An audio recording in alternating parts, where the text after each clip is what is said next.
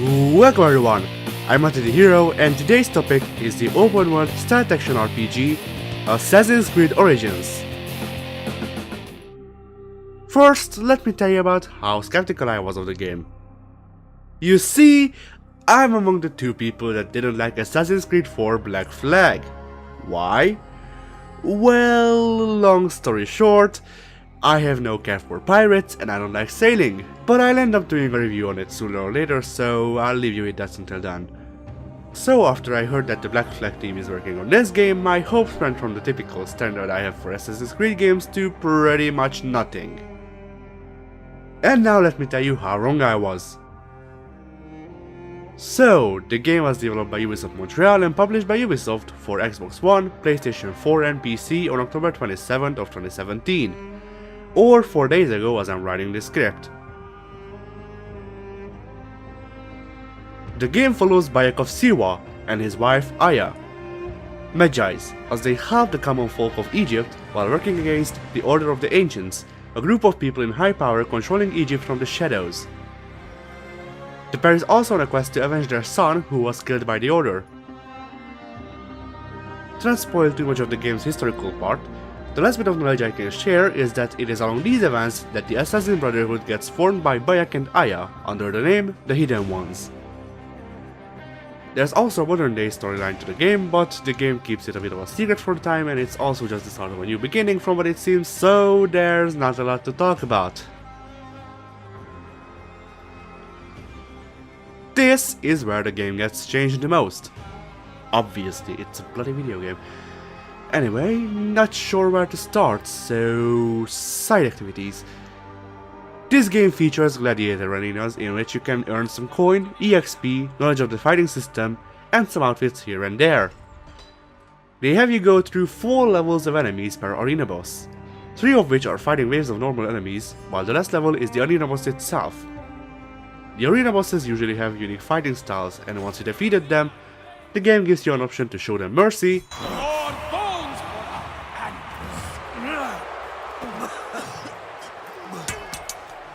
Victory after victory after victory! or to give them the sweet release. Champion! Victory for the C1! The game also has the Hippodrome, where you can participate in chariot races. Here you can do time trials, where you race ghosts, as you can see, or you can go through tournaments against actual other racers. As you've probably already seen and heard, the game's fighting mechanic was changed to a hitbox based one. While I didn't quite know what to expect, I have to say that now that I've actually played the game, I welcome this change. The new fighting mechanic takes some getting used to at first, but it's not hard to master, and you will need to master it, as after a certain point in the game's story, a special type of enemy starts roaming Egypt. These enemies, called Feluccas, are one of the hardest human enemies in the game, who carry legendary weapons on themselves. But they also have their weaknesses. Namely, being 10 levels above them with flaming legendary weapons and or switching the difficulty seems to do the trick. Which reminds me that as far as I know, this is the first game in the main series to feature a difficulty option. But so, let's move on to customization. You can buy costumes at Weavers and you can also earn them through missions, but it won't matter much when pretty much all of them look terrible.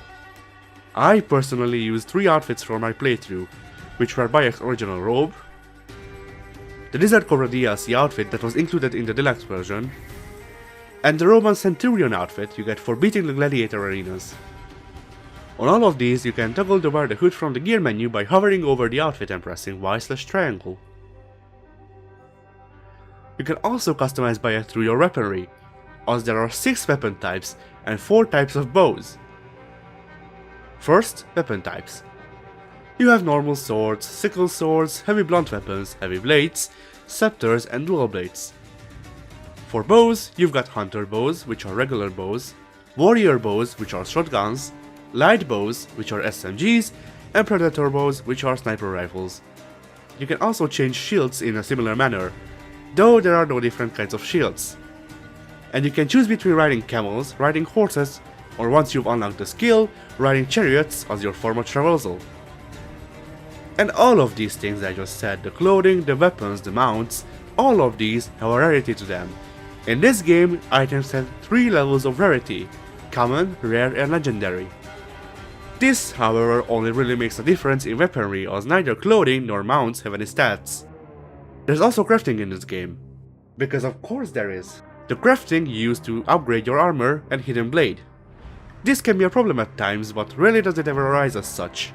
You get crafting components pretty much everywhere. You can hunt animals for it, loot them out of jars scattered across pretty much everywhere, loot them off of the bodies of enemies, and here's the kicker: you can even get them from your weaponry. Because the crafting system is... the game features dismantling weapons and shields to get their components. And so let's move on to the skill tree. The skill tree gives you 3 directions in which your bike can go. These being Hunter, Warrior and Seer. Hunter focuses on stealth and bows, Warrior focuses on most other means of combat, and Seer focuses on tools and miscellaneous stuff. To be more descriptive on this last part, the Seer part of the skill tree is what gives you the ability to use smoke bombs, pilot chariots and tame animals. Of course, you get skill points for leveling up, but leveling up isn't the only way to get skill points. You also get them for exploring tombs and defeating more elephants, once they come into picture. Now to move into side quests, because they were mentioning, I think it's a good sign where after a point you forget that you're not doing a main quest line because the side quests help build the world that much at times. Sure, there's some cut and paste, go here, do X, come back and move X to Y missions. The game is bloody huge after all, but the interesting and more or less unique missions outweigh these. As for shops, this game features 4 kinds of shops that are technically 5, but we'll come back to that in a second. So, the game has the aforementioned weavers, who sell you clothing, but there's also the blacksmiths who deal with your weaponry and tools, and the stables where you can buy horses, camels and chariots. There's also the traveling kid merchant Reda, who gives you daily missions and sells you Heka chests, which are randomized loot boxes without all the real life money stuff. These give you rare and legendary items. And if we're at real life money stuff, what about that 5th store I talked about?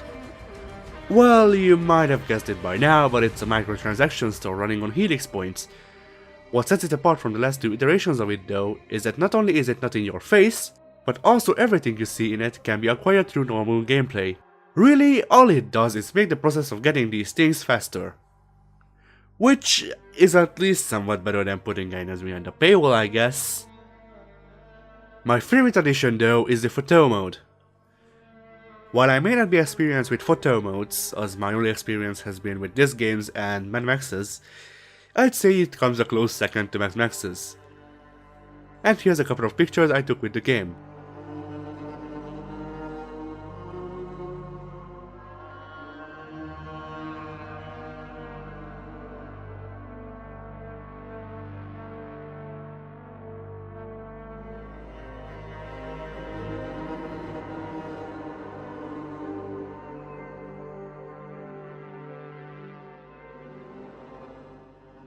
Then, changes.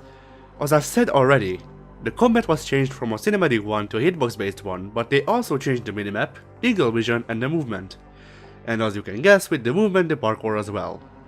The minimap is no more, as it has been replaced by a navigation line or whatever its actual name is, I don't know.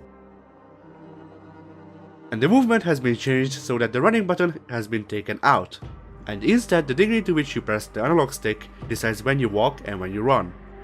Parkouring down is also no more in the way we got to know it, because with circle/B being the button for crouching, you can't hold it while running to parkour down.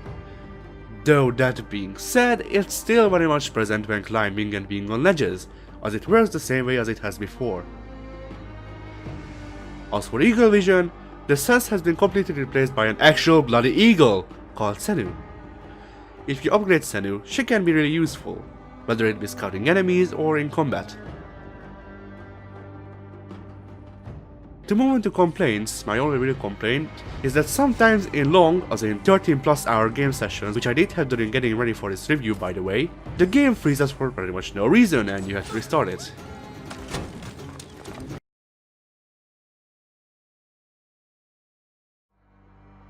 though it might just be a problem with my copy as I got the game on disc. There's also a lot of things that I don't have footage on that really adds to the world, things like mirages when you spend too much time in the desert. The game looks stunning even on base Xbox One. I can only imagine what it will look like on the One X in person. Now I could go into detail about how good it looks, but really it would just be me listing things and then saying also looks good. So I decided against doing so. Pretty much everything is on point and I'd have a hard time pointing out bad things really. I mean, the brushing sound the rocks make when Bayek jumps from them can become annoying, but that's pretty much just a nitpick. The soundtrack by Sarah Schachner, I hope I pronounced that right, also helps set the mood really well.